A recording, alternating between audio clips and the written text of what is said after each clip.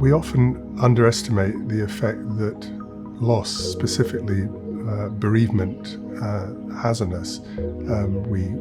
Somebody dies, there are rituals, funerals, wakes, we get together with friends, remember them, and sometimes our grieving gets stuck. So months, sometimes years later, we find ourselves in feelings that are hard to describe because they maybe combine sadness and frustration,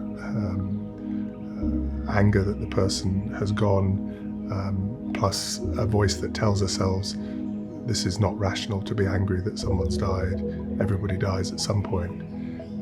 One thing that seems clear about losses is that each loss is in some ways a gateway into any other loss we've ever experienced, and we may not always be aware that there are sort of losses slightly out of our awareness. Maybe we were too young, or maybe we underestimated their effect at the time. It could be redundancy, it could be not getting into the university we wanted to, it could be being jilted by a partner in our teens or 20s and we thought we got over it.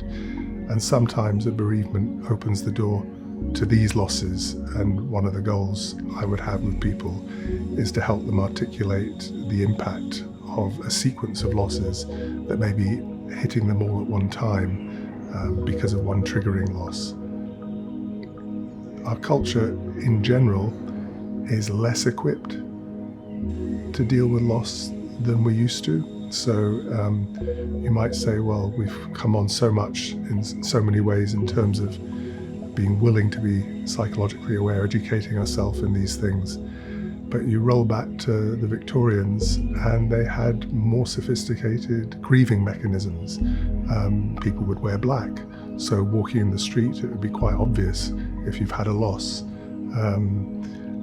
I'm not suggesting that we should bring these back. We have to find new rituals, but at the moment as a culture, we tend to be in a keep calm and carry on mode.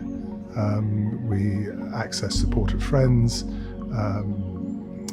maybe have photographs to remind us of someone, but it can become very private. And this lack of rituals where we're not held so well in community sometimes means that people need to address this in a therapeutic context and maybe work out how to get the support that they need to help them through a loss, again, that could have been many years before.